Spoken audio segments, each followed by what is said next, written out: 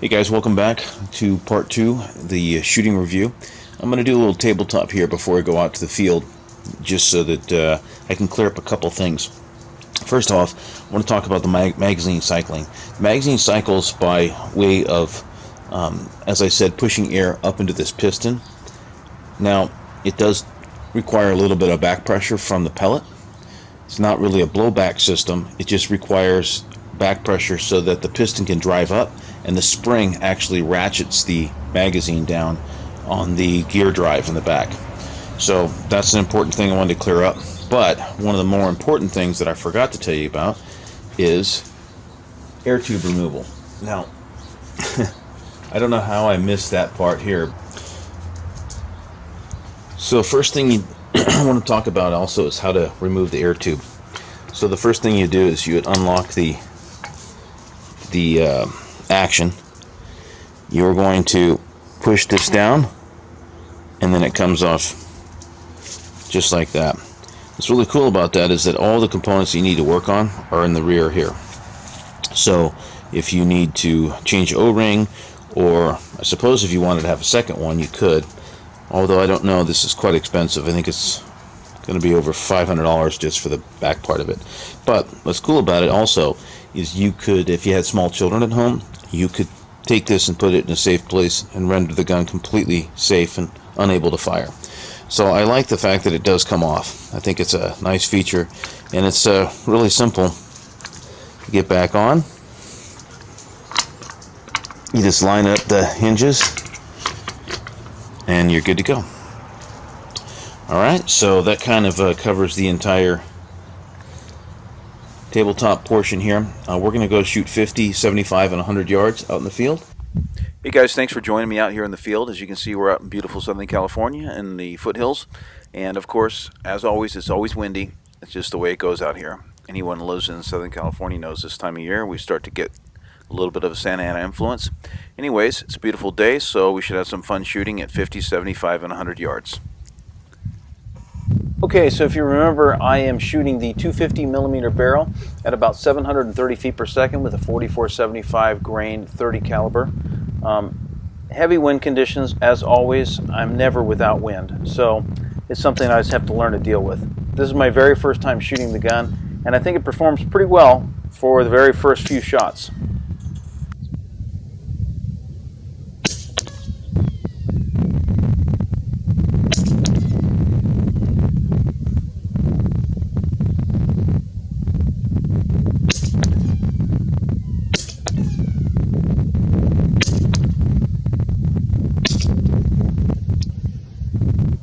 Okay, so I wasn't really pleased with my wind dope on that target, but I want to show you real world stuff. So it is a 250 barrel shooting 50 meters in pretty heavy wind, but whatever. I'm going to get better. So this next target I'm a little happier with, as I learned to dope the wind a little bit better for this gun.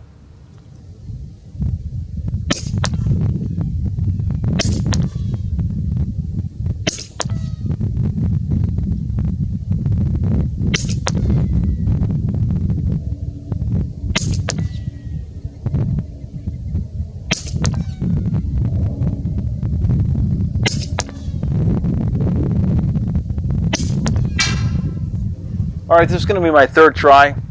The inconsistent wind is giving me the fits, but I think it was pretty well. I definitely was happier with the second target.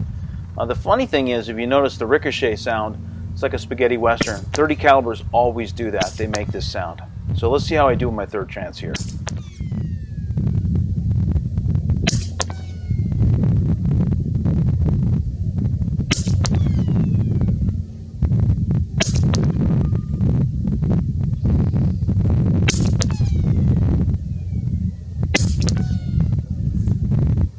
On this next target, I was kind of going slow and I decided to kind of speed it up and go for it before the wind could catch me. And it worked out perfectly.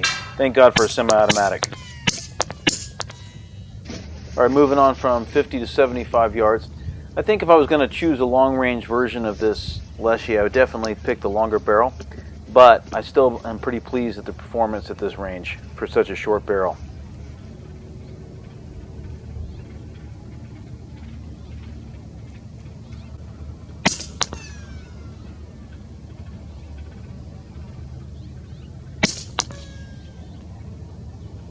Alright, quick instant replay. Yes, you did see 2 pellets go into the same hole at 75 yards. I don't know if I'm lucky or good. I don't really care. I'll take either one.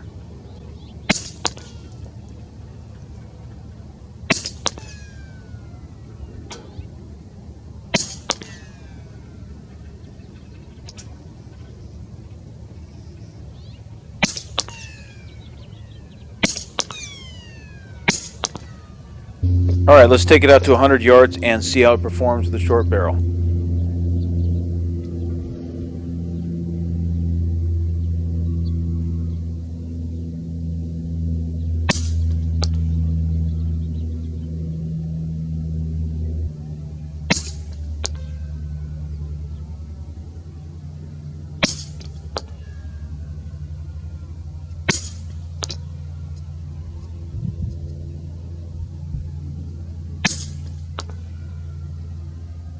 When I do my part, the gun's potential is amazing. I feel like those mistakes where they're not on top of each other are me, not the gun. I would expect it to be a lot worse, honestly, with a 250 barrel at such a long distance and a heavy pellet. But this gun with the alpha barrel is just performing perfectly. Try a little rapid fire at 50 yards, just for fun.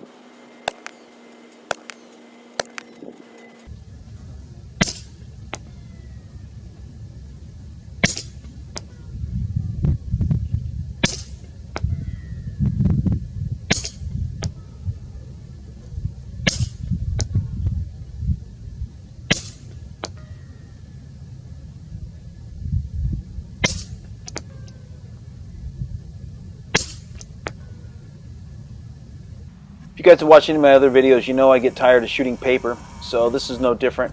I set up some 22 long rifle silhouettes at 50, 75, and 100 yards.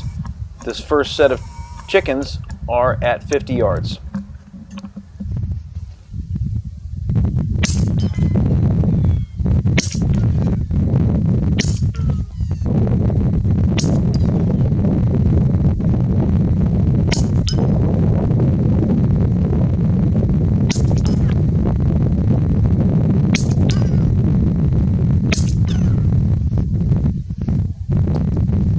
Alright, I'm not going to use the wind as an excuse. I feel like I can do better than that. Let's give it another try.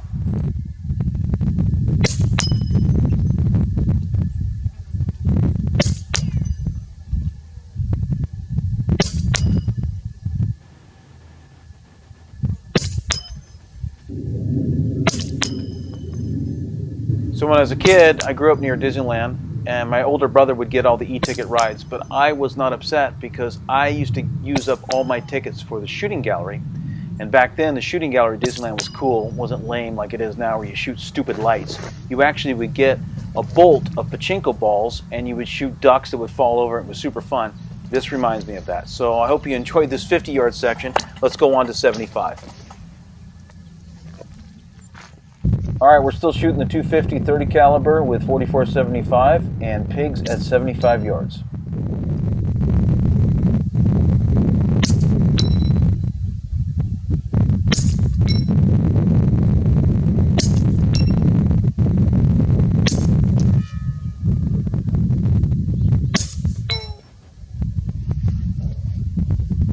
This is second target at 75 with a little bit of rapid fire. See how quickly I can knock him over.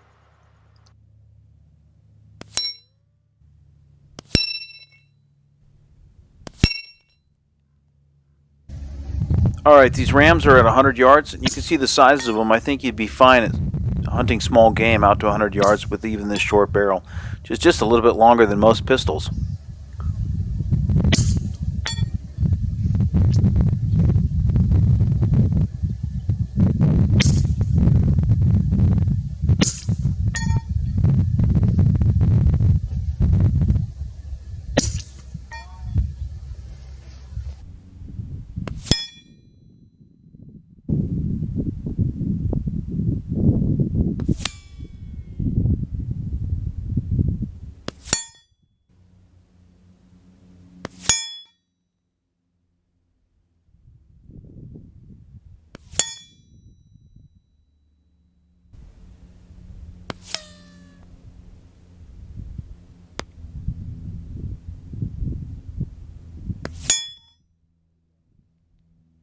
All right, let's try this a little quicker at a different angle. We're going to be at the target at 100 yards. This is what the squirrel would hear when you're shooting at him.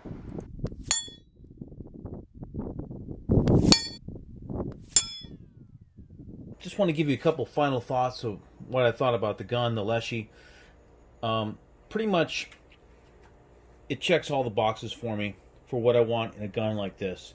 Short, compact, folds, durable, simple, semi-automatic, accurate, consistent, fantastic barrel. Super pleased with the Alpha Precision barrel, which, by the way, currently I will be carrying those. They are offered in 25 caliber and 30 caliber for now. Other calibers to come later in multiple barrel lengths.